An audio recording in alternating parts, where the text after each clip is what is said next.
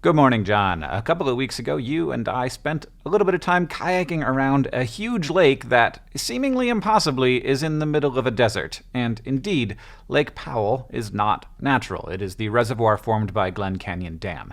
Now, there's a pretty good chance you don't know much about this, the second largest man-made lake in America, about the tremendous feats of engineering and human labor required to get it up and keep it up, as well as its fraught environmental legacy, contentious past, and limited future. I didn't really feel like mentioning any of this while we were enjoying it, but the fight that led to the creation of Lake Powell in some ways created the modern environmental movement and led to some aspects of that movement that I don't love. This marvel of humanity's ability as well as our folly is kind of one of my greatest internal debates made real, so I wanted to talk about that. Up until the 1960s, dams were a big win for pretty much everyone, especially in the arid southwest US. First, beautiful man-made lakes stocked with bass gave fun, easy recreational opportunities to millions of people, while getting into deep, hidden canyons can be all but impossible for a hiker. Motoring your boat into one is just a few gallons of gas away. Second, the tremendous water pressure that builds up behind tall dams like Glen Canyon Dam is also harnessed for energy. At peak, enough to power 2 million homes without any carbon dioxide or other emissions.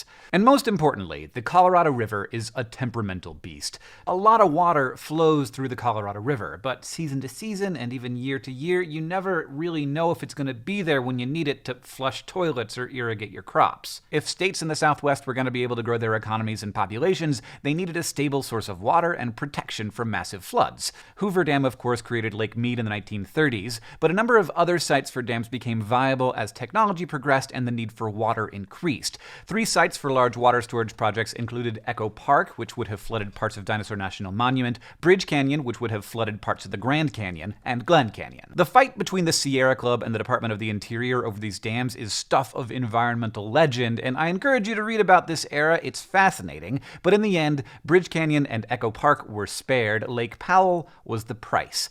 This fight not only spawned much of the modern environmental movement, it also placed it within a frame that I personally find myself frustrated with sometimes. One of nature versus humans and our technology. Like the fact that we can see these canyons carved by the magnificent, unstoppable power of this tremendously unstable river system and think, hey, we should control that, is simultaneously the height of human effort and the height of human folly. I look at this dam and I think humans are so freaking amazing and also so freaking stupid. And indeed, these days, much of Lake Powell's water is lost to evaporation, water that would maybe otherwise make it to the sea to nourish the Gulf of California's delta. The Colorado River almost always runs dry by the time America is done with it now. It has met the ocean just once in the last 20 years. And that's just the start of Lake Powell's problems. Fast-flowing rivers carry sediment, but when it hits the reservoir, the water slows down and the sediment falls out. Canyons are now filling with mud, as is the area behind the dam.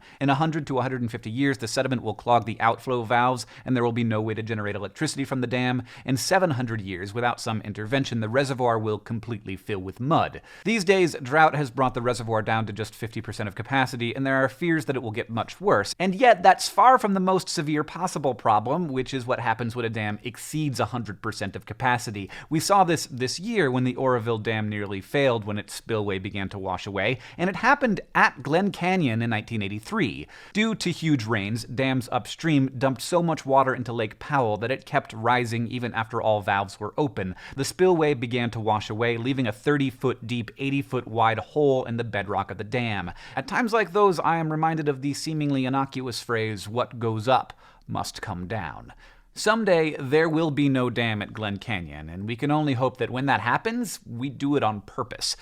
And yet, I kind of love this dam. I love that I can kayak through those canyons. I love that these people have a beach that they can go to and fish to catch. I often see the environmental movement belittle the kinds of fun these people enjoy. The jet skis and the motorboats and the imagining of nature as something that exists just to serve humanity. The environmental movement, I think, can go too far into imagining humanity, or at least those willfully ignorant humans, as nothing but a blight on the perfection of nature. Sometimes this goes so far as to imagine all technology as a step in the wrong direction, as if the only way out of this mess is backward. But I cannot abide that. I am in love with nature, and I am in love with humans. I won't go so far as to say that we are natural, because while we are also much more, and also sometimes I think less.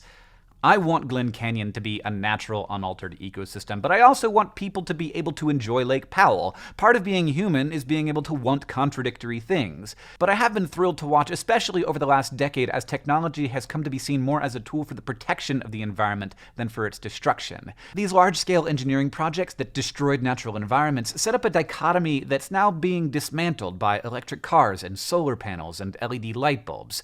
But there are still times when I have to excitedly marvel at these amazing feats of human ingenuity while also kinda wishing they didn't exist.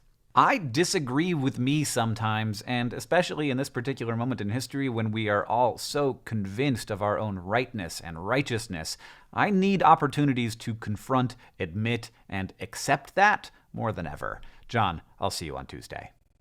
While I was researching this video, I came across 2 documentary films that the US government made about Glen Canyon Dam, one about the construction and one about the repair after the floods in the 1980s.